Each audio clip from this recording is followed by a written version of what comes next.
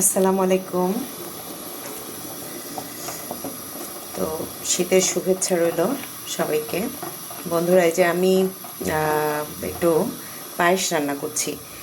এটা হচ্ছে বিন্নির চালের পায়েস, মানে বিন্নি ধান থেকে যে চালটা হয়। এইটা আমাকে দিয়েছে আমার খালাতো বোন। ও সিলেটে থাকে, ও নিয়ে আসছে। তো খালার বাসায় তো আমি গতকাল গিয়েছিলাম, যাওয়ার পর সেখান থেকে আমাকে একটু দেওয়া হয়েছে। তো টেস্ট জাস্ট আর কি, একটু করে দেখি কেমন হয়। অল্প করেই দিয়েছে, বলছে যদি তোমার ভালো লাগে তোমাকে আরও দেওয়া হবে। তা আমি তাই অল্প করেই করছি। এটা ভাত রান্না করে খাওয়া যায়। এটা হচ্ছে বসা ভাতের মতো করে রান্না করতে হবে। এটা থেকে নাকি একটু তেল তেল ভাব থাকে আর কি, ভাতটা রান্না করার পরে হাঁড়িতে তেলের মতো জমে থাকে।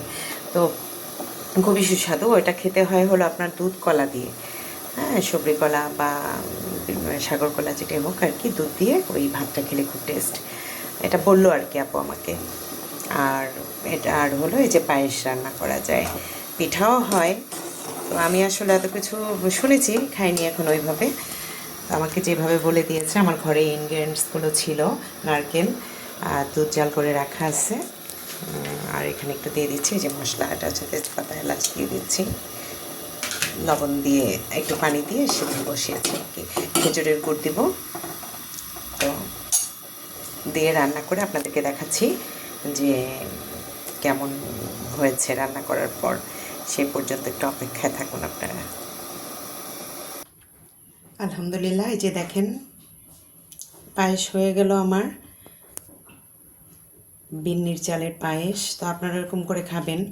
এই চালটা কিনতে পাওয়া যায় বাজারেও, আপনারা কিনে নিয়ে আসবেন। কিনে এনে রান্না করে খাবেন, কমেন্ট বক্সে জানাবেন যে আসলে কেমন হয়েছে। আর আমার পায়েসটা দেখতে কেমন হয়েছে সেটাও জানাবেন। সে ভালো থাকবেন, সুস্থ থাকবেন, সুন্দর থাকবেন। আল্লাহ হাফেজ।